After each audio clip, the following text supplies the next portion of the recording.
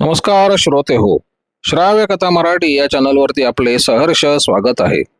श्रोते हो, श्राव्य कथा मराठी या चॅनलवरती मी सध्या आपल्याला सुप्रसिद्ध पोलीस तपास कथाकार श्री श्रीकांत सिनकर यांनी लिहिलेली एक थरारक कथा सादर करत आहे.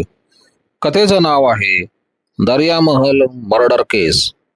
या कथेचा पुढील भाग दुसरा.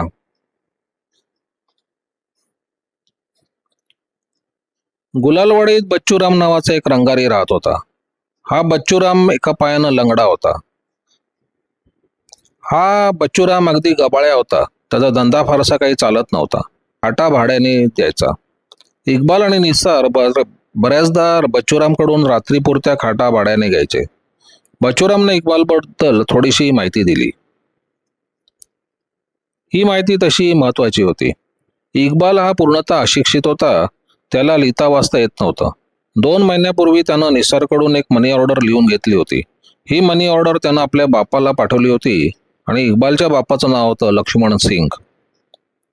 इक्बालनं आपल्या बापाला 50 रुपयांची मनी ऑर्डर पाठवली होती.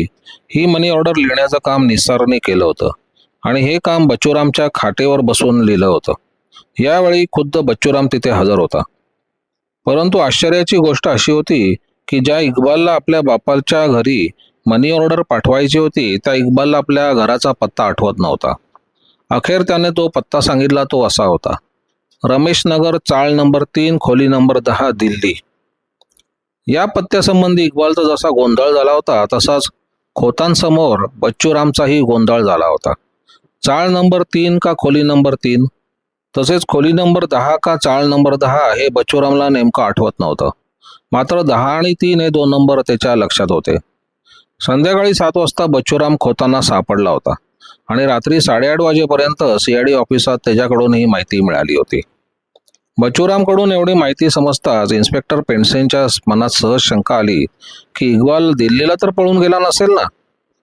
पेंडसेंनी ताबडतोब खोत आणि रामभाऊ यांना दिल्लीला जाण्याचा आदेश दिला. परंतु दिल्लीला केवळ खोत जाऊन जाण्यासारखं नव्हतं. इक्बालला ओळखणारं कोणीतरी बरोबर नेणं आवश्यक होतं. म्हणजेच लांगड्या बच्चूरामला दिल्लीत नेणं भाग होतं. परंतु बच्चूराम एकदम फाटका होता.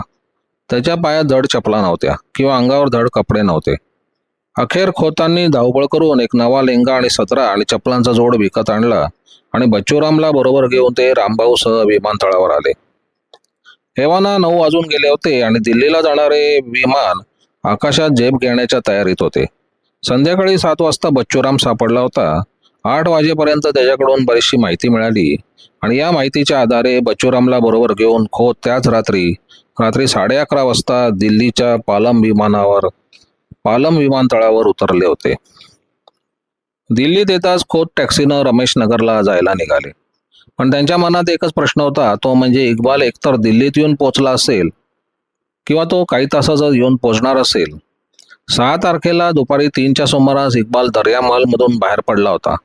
तेथून जर तो तडक रेल्वे स्टेशनवर गेला असेल तर तो 8 तारखेला रात्री 11 वाजता दिल्लीत असला पाहिजे हे उघड होतं. प्रश्न फक्त एवढाच होता की मुंबई सोडून इक्बाल निश्चित दिल्लीलाच येईल का तो दुसऱ्या ठिकाणी जाईल. रमेश नगर हा काही भाग लहान नव्हता. रमेश नगर तिथे असलेल्या मोतीनगर पोलीस स्टेशनच्या हद्दीतील होते. खोत या पोलीस स्टेशनमध्ये आले तेव्हा रात्रीचे 12 वाजले होते. खोतांनी इथल्या अधिकाऱ्यांना आपली ओळख देऊन एक शिपाई बरोबर घेतला आणि ते रमेश नगरला निघाले. इक्बालचा जरी अपूर्ण पत्ता खोतांना मिळाला होता तरी तपासकाम काही सोपं नव्हतं. खोत रमेश नगर, चाळ नंबर 3, खोली नंबर 10 या पत्त्यावर जेव्हा पोहोचले तेव्हा तिथं लक्ष्मण सिंग नावाचं कोणी राहत नव्हतं. म्हणून ते चाळ नंबर 10, खोली नंबर 3 या पत्त्यावर आले तेव्हा तिथे देखील लक्ष्मण सिंग कोणी नव्हतं. आता मात्र मोठे प्रश्नचिन्ह उभे राहून खोतांच्या तपासकामाची गती बंद झाली. या आवडाव्या रमेश नगरात इक्बालचा शोध कुठे घ्यायचा हे त्यांना समजेनासं झालं. ती रात्र फुकट गेली. दुसऱ्या दिवशी दिनांक 9 रोजी खोतांनी पुन्हा तपास सुरू केला. यावेळी त्यांच्याबरोबर दुसरा एक शिपाई होता. या शिपायाच्या मते दिल्लीत चाळ नंबर वगैरे भानगडी नव्हत्या. रमेश नगर मधील घरांना क्वार्टर्स म्हणतात असं त्याचं म्हणणं होतं. इक्बालच्या पत्त्याचा विलक्षण गोड तिथे झाला होता. इक्बालनं 2 महिन्यापूर्वी आपल्या बापाला 50 रुपयाची मनी ऑर्डर पाठवली होती असं बच्चूराम खोतांना म्हणाला होता. खोतांनी या माहितीचा खरे खोटेपणा पडताळून पाहण्याचं ठरवलं आणि दुसऱ्या दिवशी सकाळी 11 वाजता ते दिल्लीच्या कीर्तीनगर पोस्ट ऑफिसात येऊन हजर झाले. कीर्तीनगर हेच रमेश नगरचं पोस्ट ऑफिस होतं. पोस्ट ऑफिसमधील अधिकाऱ्यांची भेट घेऊन खोतांनी त्यांना आपल्या येण्याचं प्रयोजन सांगताच पोस्ट अधिकाऱ्यांनी खोतांसमोर 2 महिन्यापूर्वीचं रजिस्टर ठेवलं. आता या रजिस्टरवर खोतांची सारी भिस्त अवलंबून होती. रजिस्टरची पानं चाळता चाळता 1.5-2 तासांनी खोतांना अखेर लक्ष्मण सिंगचा पत्ता सापडला. मुंबईहून 50 रुपयांची मनी ऑर्डर इक्बाल सिंगनं पाठवल्याचा उल्लेख त्यात होता. ही मनी ऑर्डर वाटप करण्यासाठी 14 नंबरच्या पोस्टमनकडे दिली होती. लक्ष्मण सिंगचा पत्ता 3B10 असा होता. यातील एका बीनं फार मोठी धावपळ करायला लावली होती, परंतु बच्चूरामला इंग्रजी बी आठवत नव्हता. या रजिस्टरमध्ये जरी पत्ता सापडला होता तरी 14 नंबरच्या पोस्टमननं ती मनी ऑर्डर परत आणल्याची नोंद रजिस्टरमध्ये होती. आता पुन्हा गोंधळ निर्माण झाला होता. आता हा नवा गोंधळ निस्तारण्यासाठी खुद्द 14 नंबरच्या पोस्टमनची वाट पाहणं आलं होतं. पोस्टमन संध्याकाळी 4:30 वाजता त्याचं काम संपवून परत आला. या पोस्टमनकडे चौकशी करताच आपल्याला पत्ता सापडला नाही म्हणून आपण एमओ परत आणली असं त्यानं खोतांना सांगितलं. मात्र या पोस्टमननं त्यावेळी एक चांगली गोष्ट केली होती. ती म्हणजे त्यानं इक्बालची मनी ऑर्डर 16 नंबरच्या पोस्टमनला दिली होती. 3/10 हा पत्ता कदाचित 16 नंबर पोस्टमनच्या हद्दीत येत असावा असं वाटल्यावरून त्यांनी ही मनी ऑर्डर 16 नंबरला दिली होती. खोतांनी 16 नंबरची चौकशी केली. हा 16 नंबर त्यावेळी पोस्टात होता. त्यानं आपण ती मनी ऑर्डर एका म्हाताऱ्या शीख इस्मास दिल्याचं कबूल केलं. इतकंच नव्हे तर तो म्हातारा सुतार असावा असाही अंदाज त्यानं व्यक्त केला. एवढी माहिती मिळताच खोतांनी पुन्हा धावपळ सुरू केली. त्यांनी 16 नंबरला आपल्या बरोबर घेतलं आणि मोतीनगर पोलीस स्टेशन गाठलं. तेथून एका पोलिसाला बरोबर घेऊन खोत या नव्या पत्त्यावर आले. हा पत्ता दाखवण्यासाठी 16 नंबर पोस्टमन बरोबरच होता. शेवटी ते इक्बालच्या पत्त्यावर पोहोचले. आता पुढचा तपास अत्यंत गुप्तपणे करायचा होता. कदाचित इक्बाल जर घरीच असेल तर तो सावध येऊन पळून जाईल अशी भीती त्यांना होती. एवढ्यासाठी खोतांनी प्रथम बाहेरून इक्बालची माहिती काढायला सुरुवात केली. परंतु इक्बाल घरी आलेलाच नाही अशी माहिती त्यांना समजली. अखेर खोत इक्बालच्या घरी शिरले. इक्बाल घरी नव्हता किंवा त्याचा बापही घरी नव्हता. घरात दोघे होते ते इक्बालचे लहान भाऊ. या दोघांकडून खोतांना काही वेगळीच माहिती मिळाली. आपल्याला एक मोठा भाऊ आहे हे त्या दोघांना फक्त माहीत होतं, परंतु आपला मोठा भाऊ त्यांना नीटसा आठवत नव्हता. जवळजवळ 15 वर्षापूर्वी इक्बालला त्याच्या बापानं घराबाहेर हाकललं होतं. 15 वर्षात इक्बाल कधी आपल्या घरी परतला नव्हता किंवा त्यानं साधं पत्रही कधी पाठवलं नव्हतं. 2 महिन्यापूर्वी त्याची एक मनी ऑर्डर घरी आली होती खरे, परंतु ही मनी ऑर्डर त्यानं का पाठवली होती त्याबद्दल इक्बालचे भाऊ काही सांगू शकत नव्हते. इतकंच नव्हे तर त्याची मनी ऑर्डर आली एवढ्यावरून इक्बाल मुंबईत आहे आणि तो जिवंत आहे एवढी गोष्ट इक्बालच्या घरच्या मंडळींना समजली होती. 15 वर्षात इक्बालनं कधीही आपल्या घराबरोबर काहीच संबंध ठेवला नव्हता. लहानपणापासून इक्बाल लहान मोठ्या चोऱ्या आणि मारामाऱ्या करायचा. त्याच्या या हूड स्वभावाला कंटाळून एक दिवस इक्बालच्या बापानं त्याला बेदम मारलं आणि घराबाहेर हाकलून दिलं. त्यानंतर इक्बालचा काही पत्ता नव्हता. याच वेळी खोतांना इक्बाल जातीनं शीख असल्याचं समजलं. परंतु इक्बाल जातीनं शीख असूनही तो त्याच्या धर्मानुसार केस दाढी राखत नव्हता. हे एक नवल होतं. इक्बालचा बाप त्यावेळी घरी नव्हता. खोतांनी त्याची चौकशी करताच तो पंजाबला गेला असल्याची माहिती इक्बालच्या भावाकडून खोतांना समजली. आता तिथे थांबण्यात काही अर्थ नव्हता. खोतांनी इक्बालचा बापाचा पत्ता सोबत घेतला आणि ते तिथून बाहेर पडले. एव्हाना रात्र झाली होती. खोतांनी इक्बालच्या घराच्या आसपास पुन्हा चौकशी केली. या चौकशीत त्यांना असे समजले की दिल्लीच्या पुढे असलेल्या मीरतमधील मामेपूर गावात बनारसी नावाचा इक्बालचा एक मित्र राहतो. ही माहिती खोतांना इक्बालच्या घराशेजारी राहणाऱ्या काही वृद्ध मंडळींकडून समजली होती. खोतांनी दिल्ली पोलिसांना इक्बालच्या घरावर नजर ठेवायला सांगितलं आणि दुसऱ्या दिवशी दिनांक 11 रोजी दिल्ली सोडली.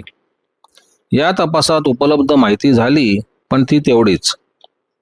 खोतांनी दिल्ली सोडली खरी, पण म्हणून काही त्यांना मुंबईला परतायचं नव्हतं. खोतांनी दिल्ली पुढे असलेली मिरज सिटी गाठली. इथून अक्षरशः 5 मैल चालत ते थेट मामेपूरला येऊन पोहोचले. मामेपूर हे अगदीच लहान गाव होतं. या गावात जेमतेम 700-800 वस्ती होती. मामेपूरमध्ये बनारसी राहत होता. हा बनारसी चांभार होता आणि त्याचं घर गावाच्या सीमेवर होतं. इक्बाल कदाचित बनारसीकडे आला असेल असं समजून खोत इथे आले होते. मामेपूर येताच खोतांनी गावच्या पोलीस पाटलाची आणि तलाठ्याची भेट घेतली आणि त्याच्याकडे त्यांनी इक्बालची चौकशी केली. मात्र इक्बाल आपल्याला एका खून प्रकरणात हवा आहे असं त्यांनी पाटलांना सांगितलं नाही. खोतांचं बोलणं ऐकून पोलीस पाटील म्हणाले, बनारसीकडे मुंबईचा कोणीतरी पाहुणा आलाय खरा. गावात तो ट्रान्झिस्टर रेडिओ घेऊन फिरत असतो. पाटलांचं हे बोलणं ऐकताच खोत आणि रामभाऊंना थोडासा दिलासा मिळाला. पाटलांनी बनारसी पाहुण्याचं जे वर्णन खोतांजवळ केलं ते इक्बालला लागू पडत होतं. खोत समजून चुकले की इक्बाल या गावात आलाय. त्यांनी पोलीस पाटलाला आपणास मदत करण्याची विनंती केली. त्याबरोबर पोलीस पाटलांनी गडी माणसास बनारसीच्या घरी पिटाळून माहिती काढायला सांगितली. मुंबईचा एक माणूस हातात ट्रान्झिस्टर घेऊन फिरतो हे समजताच तो इक्बाल असला पाहिजे याबद्दल खोतांच्या मनात कोणतीच शंका नव्हती. कारण श्री खन्ना यांच्या फ्लॅटमधून ट्रान्झिस्टर चोरीस गेल्याचं खोतांना माहीत होतं. पाटलांनी जो गडी बनारसीच्या घरी पाठवला होता तो गडी फारच विद्वान निघाला. तो धावत गेला आणि धावत परत आला. परंतु एकटाच परत नाही आला. त्याच्या पाठोपाठ 50-60 माणसं धावत होती. बनारसीच्या झोपडीला कुलूप असल्याचं त्यानं पाटलाला सांगितलं आणि बनारसी आणि त्यांचा पाहुणा जत्रेला गेल्याचं त्यानं सांगितलं. ही माहिती त्याला बनारसीच्या शेजाऱ्याकडून समजली होती. या गड्याच्या पाठोपाठ जी इतर माणसं चावडीबाहेर जमली होती तो गोंधळ फार मजेदार आहे. पाटलांचा गडी बनारसीच्या घरी धावत सुटला खरा, परंतु येताना वाटेत जो कोणी दिसला त्याने सर्वांना बनारसीच्या पाहुण्याला पकडायला मुंबईचे पोलीस आले तसं ओरडून सांगितलं. त्यामुळे ही बातमी क्षणार्धात गावात पसरली आणि जो तो चावडीच्या रोखाने निघाला. बनारसीच्या पाहुण्यांपेक्षा मुंबईचे पोलीस कसे दिसतात याचं गावकऱ्यांना कुतूहल होतं. चावडी बाहेरची गर्दी बघताच खोत हबकून गेले. जी गोष्ट ते गुप्त ठेवू इच्छित होते ती गोष्ट अशा तऱ्हेने गावभर झाली होती. खोत दिल्लीहून जेव्हा मिरजला आले होते तेव्हा मिरजमध्ये कसली तरी जत्रा भरल्याचं त्यांना दिसलं होतं. परंतु या जत्रेकडे फारसे लक्ष न देता ते मामेपूरला आले होते. आता इक्बालचा शोध घेण्यासाठी जत्रेत जाणं कठीण होतं. तसेच इक्बाल आणि बनारसी जत्रेहून परत कधी येतील याचा तर्क करता येणं नव्हतं. खोतांनी गावाच्या वाटेवर मुक्काम ठोकण्याचं ठरवलं. मिरजहून मामेपूरला येणारा जो रस्ता होता तो रस्ता ऊसाच्या मळ्यातून येत होता. गावात येण्यासाठी ही एकच पायवाट होती. म्हणजे इक्बाल आणि बनारसी पुन्हा गावात येणार होते ते याच वाटेने येणार होते. खोतांनी पाटलांची 2 माणसं आपल्या मदतीला घेतली आणि ते गावाबाहेर आले. गावाबाहेर असलेल्या ऊसाच्या मळ्यात खोत थांबून राहिले. मिरजमध्ये जत्रा असल्यामुळे मामेपूर गावातील अनेक लोक मिरजला जात होते आणि जाता येता हे लोक खोतांकडे कुतूहलाने बघत होते. त्या रात्री खोत रात्री 10 वाजेपर्यंत थांबले होते. परंतु इक्बाल किंवा बनारसी त्या दिवशी परतले नाहीत. अखेर ती रात्र पाटलांच्या चावडीत काढून खोत दुसऱ्या दिवशी सकाळी पुन्हा फडात येऊन थांबले. त्या दिवशी बनारसी आणि इक्बाल आले नाहीत. आता मात्र खोत गोंधळून गेले. मुंबईहून शेकडो मैली लांब येऊनही खोतांच्या तपासात फारशी प्रगती झाली नाही. तिसऱ्या दिवशी सकाळी खोतांनी पुन्हा मळ्यामध्ये दबा धरला. त्या दिवशी मात्र दुपारी एक चमत्कार घडला. मिरजहून काही मंडळी मामेपूरकडे येत असल्याचं खोतांनी बघितलं. ही मंडळी ओळखीची वाटल्यावरून खोत आणि रामभाऊ जरा जागरूकतेने उभे राहिले. ती मंडळी जवळ येताच खोतांना आश्चर्य वाटले. कारण या मंडळीत गावदेवी पोलीस स्टेशनचे सब इन्स्पेक्टर सावंत आणि त्यांच्याबरोबर 2 शिपाई होते. सावंत इक्बालचा माग कडत मामेपूरला येऊन पोहोचले होते. सावंत मामेपूरहून कसे काय पोचले हे पाहण्यासारखे आहे. श्रीमती खन्ना यांचा खून इक्बालच आहे अशी CID प्रमाणे गावदेवी पोलीस स्टेशनची खात्री झाली होती आणि त्यानुसार गावदेवी पोलीसही आपला तपास करत होते. सावंत बरोबर जे 2 शिपाई होते त्यांच्याबरोबर आणखीन एक इसम होता, त्याचं नाव होतं नासिर. इक्बालनं काहीतरी भानगड केली आणि त्याला पोलीस शोधतायत ही माहिती नासिरला गुलालवाडी नाक्यावर समजली आणि त्यामुळे कदाचित पोलीस आपल्याला शोधतील या भीतीनं नासिर गुलालवाडी सोडून जो पळाला तो हाजी अलीच्या झोपडपट्टीत जाऊन राहू लागला. परंतु गावदेवी पोलीस नासिरची माहिती जमा करत हाजी अलीला पोचले आणि त्यांनी नासिरची उचलबांगडी केली. नासिर जरी खून प्रकरणात नव्हता तरी इक्बाल संबंधी माहिती त्याच्याकडून उपलब्ध होणार होती. खुद्द नासिरला या खून प्रकरणाची माहिती नव्हती, मात्र इक्बालचा एक मित्र मामेपूरला राहतो आणि त्याचं नाव बनारसी आहे हे त्याला माहिती होतं. या एवढ्या माहितीवरून गावदेवी पोलिसांनी नासिरला आपल्या ताब्यात घेतलं आणि सावंत त्याला बरोबर घेऊन मामेपूरला यायला निघाले. इक्बालला ओळखण्यासाठी सावंतांनी नासिरला आपल्याबरोबर घेतलं. लंगडा बच्चूराम जसा खोतांचा VIP होता तसा नासिर हा सावंतांचा VIP होता. इक्बाल किंवा बनारसी गावात नाही हे खोतांकडून समजताच सावंत गोंधळून गेले. परंतु या दोन्ही अधिकाऱ्यांनी आपसात संगनमत करून 2 तुकड्या केल्या आणि एक तुकडी गावात तर एक तुकडी मळ्यात लपून राहिली. दुसऱ्या दिवशी इक्बाल आणि बनारसी गावात आले नाहीत. अखेर त्याच रात्री खोत आणि सावंतांनी बनारसीची झोपडी फोडली. त्या झोपडीची त्यांनी कसून झडती घेतली. झडतीत घोत सावंतांना फारसं काही आढळलं नाही, मात्र 2 मनगटी गडाळ खरेदी केल्याच्या 2 रिसीट मात्र झोपडीत सापडल्या. दुसऱ्या दिवशी सकाळी खोतांनी आपल्या पार्टीसह मामेपूर सोडला आणि मिरज सिटी गाठली. मिरजमध्ये जत्रेतही इक्बालचा शोध घेतला, परंतु तो तिथे सापडला नाही. बहुधा मामेपूरमधील कोणीतरी इस्माकडून जत्रेतच इक्बालला आपली माहिती मिळाली असावी असा संशय खोतांना आला. मिरजहून खोत पुन्हा दिल्लीला आले आणि पुन्हा त्यांनी रमेशनगरमध्ये तपास केला, परंतु इक्बाल इथे आलेला नव्हता. आता प्रश्न असा होता की इक्बाल कुठे गेला असेल. याच वेळी त्यांना इक्बालच्या बापाची आठवण झाली. इक्बालचा बाप पंजाबमध्ये गेला होता. इक्बाल तिथे तर गेला नसेल ना असा संशय खोतांना आला आणि ते दिल्ली सोडून आता पंजाबच्या प्रवासाला निघाले. पंजाबमध्ये खोतांना इक्बालचा बाप भेटला, परंतु खोतांनी त्याला त्याच्या मुलाचा खरा प्रक्रम सांगितला नाही. त्याने चोरी केली एवढंच खोतांनी इक्बालच्या बापास सांगितलं. इक्बाल तिथेही गेला नव्हता, परंतु त्याचा हा पराक्रम समजताच म्हातारा लक्ष्मण सिंग भडकला आणि जर तो इथे आला तर त्याची हड्डी पसली एक करतो असं आश्वासन त्यांनी खोतांना दिलं. खोत पुन्हा दिल्लीला परत आले. दिल्लीत तेव्हाही इक्बाल आलेला नव्हता. खोत आता मात्र निराश झाले. निराश मनाने खोत 18 फेब्रुवारीला मुंबईत परत आले. त्यांच्या पाठोपाठ सब इन्स्पेक्टर सावंतही रिकाम्या हातानं परत आले. श्रीमती खन्नांचा संशयित खुनी इक्बाल CIDच्या हातात सापडला नव्हता. खोत मुंबईत आले म्हणून काही CIDनी तपास थांबवलेला नव्हता. खुद्द मुंबईत इन्स्पेक्टर पेंडसेंनी आपला तपास जारी ठेवला होता. इक्बाल गावी पण गेलेला नाही हे समजताच पेंडसे थोडे बुचकळ्यात पडले. त्यांनी दर 8 दिवसांनी शिपायांची एक तुकडी पालटून दिल्ली आणि मामेपूर इथे पाठवायला सुरुवात केली. दरम्यान पेंडसे आणि खोतांनी एक महत्त्वाचं काम केलं, ते म्हणजे इक्बाल इतकी वर्ष गुलालवाडीत आपला धंदा करत होता, त्यामुळे आणखीन तो काही करत होता हे जाणून घेण्यासाठी त्यांनी पुन्हा निसार, बच्चूराम वगैरे मजुरांना CID ऑफिसात जमा केले आणि या सर्वांना त्यांनी निरनिराळे प्रश्न विचारायला सुरुवात केली. या चौकशीत निसारकडून एका कॉन्ट्रॅक्टरचे नाव समजले. या कॉन्ट्रॅक्टरकडे इक्बालने पूर्वी काम केले होते. याच वेळी इक्बालच्या मित्रांची नावे आणि पत्ते समजले. इक्बाल ज्या कॉन्ट्रॅक्टरकडे कामाला होता त्या कॉन्ट्रॅक्टरची खोतांनी भेट घेतली आणि ते इक्बालची अधिक माहिती जमवू लागले. परंतु हा कॉन्ट्रॅक्टर इक्बाल बद्दल फारशी माहिती देऊ शकला नाही. मात्र आपणाकडे येण्यापूर्वी तो कुठल्या कॉन्ट्रॅक्टरकडे कामाला होता ही माहिती त्यानं दिली. याप्रमाणे खोतांनी जवळजवळ 5 कॉन्ट्रॅक्टरची भेट घेतली. या सर्वांकडे इक्बालने पूर्वी काम केले होते. या सर्वांना सावधगिरीचा इशारा दिला गेला आणि इक्बाल आल्यास आपल्याला कळवायला सांगावे असं त्यांनी सांगितलं. खोत एवढे करून गप्प बसले नाहीत. या सर्व कॉन्ट्रॅक्टर्सच्या आसपास त्याचे जे कोणी परिचित होते त्या सर्वांनी इक्बालबद्दल माहिती देऊन ठेवली होती.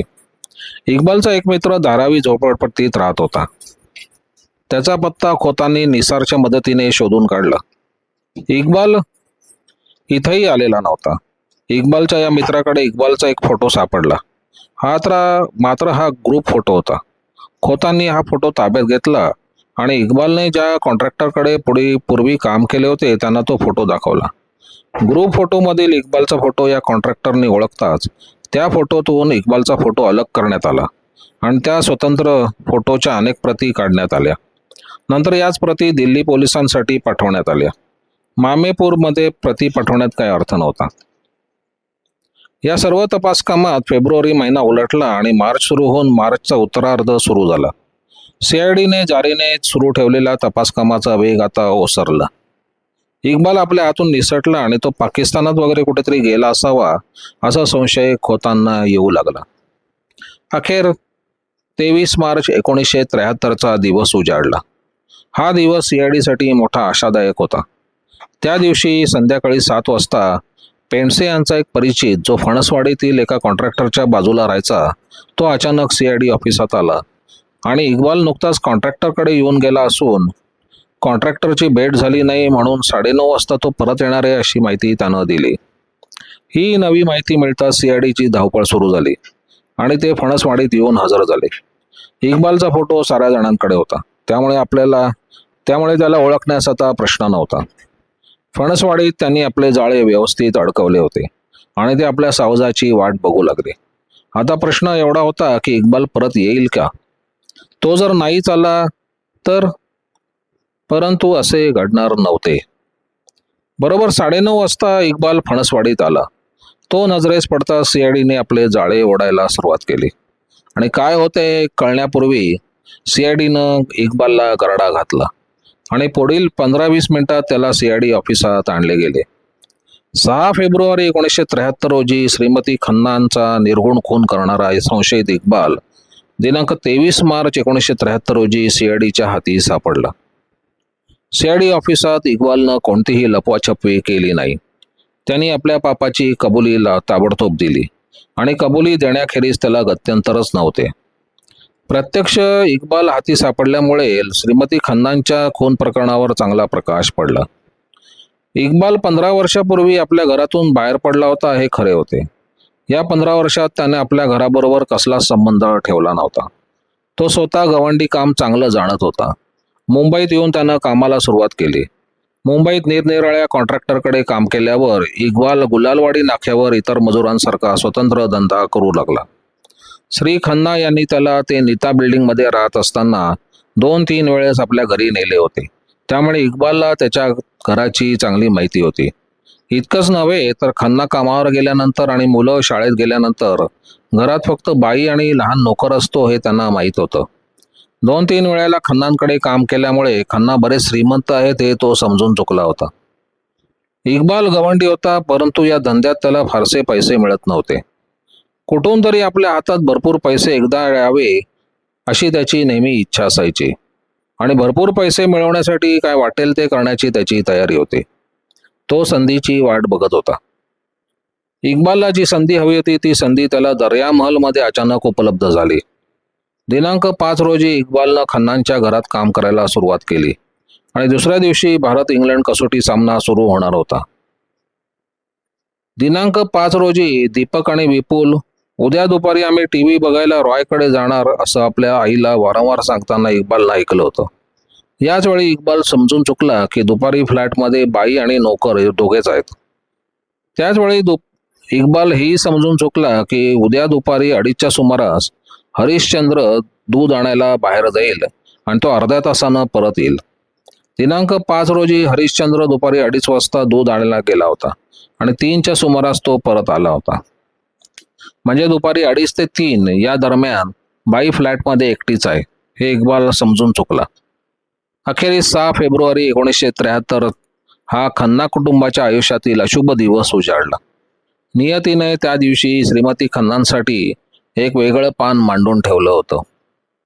खन्नांकडे येताच इक्बालनं आपल्या कामाला सुरुवात केली. अपूर्ण राहिलेला ओटा फोडता त्याच्या डोक्यात उलट विचार होते. आपलं जेवण आटपून खन्ना निघून गेले. घरात उरल्या त्या श्रीमती खन्ना आणि हरिश्चंद्र. परंतु इक्बालला माहीत होतं की आता मुलं शाळेतून येतील. दीपक आणि विपुल 1 वाजता शाळेतून आले आणि 1:30 वाजता ते फ्लॅटमधून बाहेर पडले. आता जेमतेम 1 तासाचा अवधी होता. आपलं जेवण वगैरे आटपून श्रीमती खन्ना दिवाणखान्यातील सोफ्यावर बसून एक मासिक वाचत होत्या.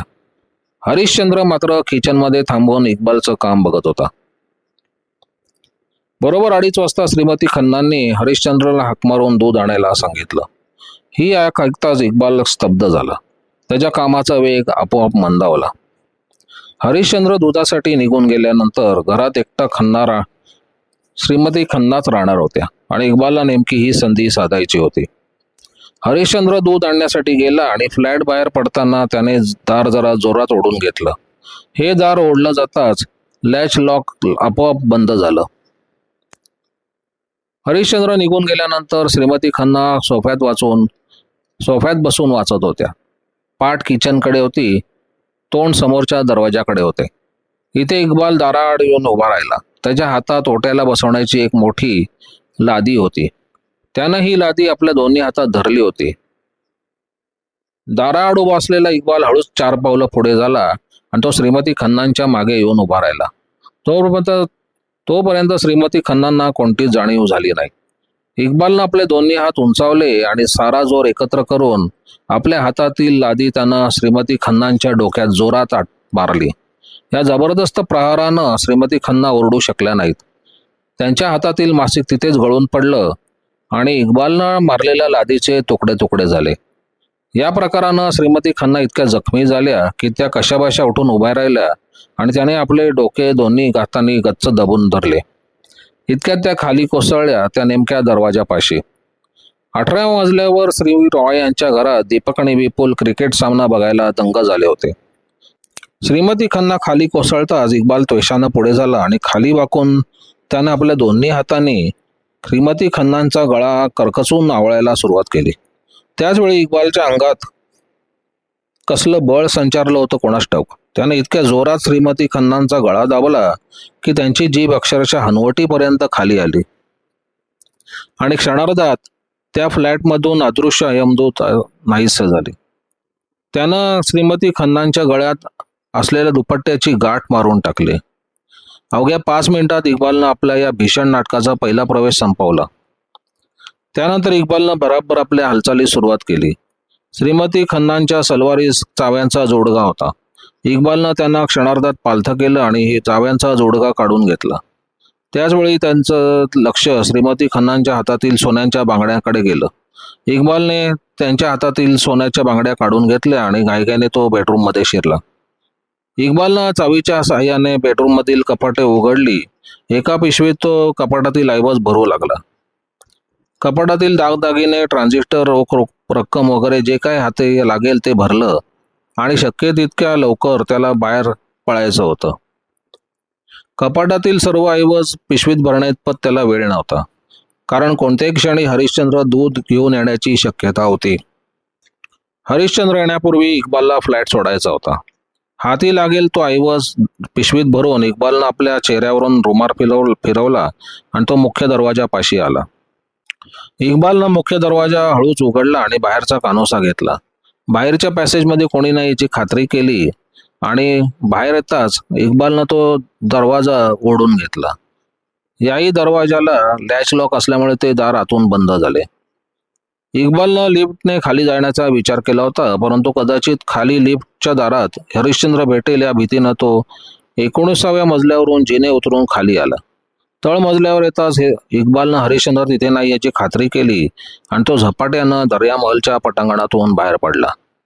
इक्बाल तिथून जो निघाला तो थेट ग्रँड रोड रेल्वे स्टेशनवर आला. इथून तो बांद्राला आला. बांद्र्याला एका झोपडपट्टीत तो पूर्वी राहायचा. या झोपडपट्टीजवळच असलेल्या एका मारवाड्याकडे इक्बाल गेला आणि त्यानं सोन्याच्या बांगड्या गहाण ठेवण्यासाठी त्याच्यासमोर ठेवल्या. मित्राची बायको आजारी असून तिच्या ऑपरेशनसाठी पैसे हवेत या सबबीवर त्यानं त्या मारवाड्याकडून 550 रुपये घेतले. इक्बाल बोरिवलीला आला. इथं त्याने कपडे, चपला वगैरे खरेदी घेतली. बोरिवलीतच तिथे काही वेळ काढून तो बोरिवली स्टेशनवर आला आणि रात्री 9:30च्या डेहराडून एक्सप्रेसमध्ये बसून तो मिरतला निघाला. पोलीस पार्टी जेव्हा खन्नाच्या फ्लॅटमध्ये पंचनामा करत होती तेव्हा इक्बाल डेहराडून एक्सप्रेसमध्ये बसला होता. इक्बाल मिरतहून थेट मामेपूरला आला. इथे त्याला भेटला तो बनारसी. या बनारसीच्या ओळखीनं त्यानं मिरतमध्ये आपले इतर दागिने विकून टाकले. तो बनारसीसह मामेपूरमध्ये मौज मजा करू लागला. ट्रान्झिस्टर मन त्याने स्वतःकडे ठेवला होता. तोपर्यंत मामेपूर गावात कोणीही ट्रान्झिस्टर बघितलेला नव्हता. त्यामुळे इक्बाल आणि त्याचा ट्रान्झिस्टर गावातील लोकांना कुतूहलाचा विषय झाला होता. मिरतला इक्बालने जेव्हा दागिने विकले त्यावेळी त्यानं स्वतःसाठी आणि बनारसीसाठी मनगटी घड्याळ खरेदी केले होते. याच घड्याळांच्या 2 पावत्या खोतांना बनारसीच्या झोपडीत सापडल्या होत्या. खोत जेव्हा इक्बालचा शोध घेत मामेपूरला पोहोचले होते तेव्हा मिरतमध्ये जत्रा सुरू होती आणि या जत्रेला मामेपूरमधील अनेक लोक जात होते. खोत मामेपूरला आले तेव्हा इक्बाल आणि बनारसी मिरतच्या जत्रेत गेले होते.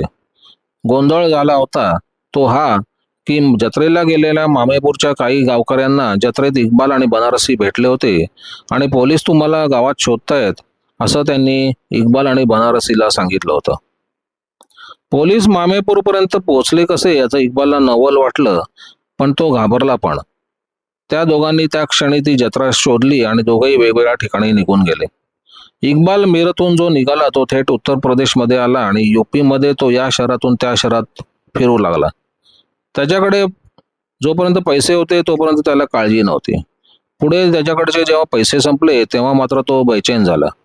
अखेरीस त्याला मनगटी घड्याळ विकावं लागलं. पाठोपाठ त्यानं ट्रान्झिस्टर पण विकून टाकला. यानंतर मात्र त्याच्यावर उपासमारीची वेळ आली. जवळजवळ 1.5 महिन्यांनी इक्बाल काम शोधण्यासाठी मुंबईत आला. इक्बाल मुंबईत आला खरा, पण तो गुलालवाडीत गेला नाही.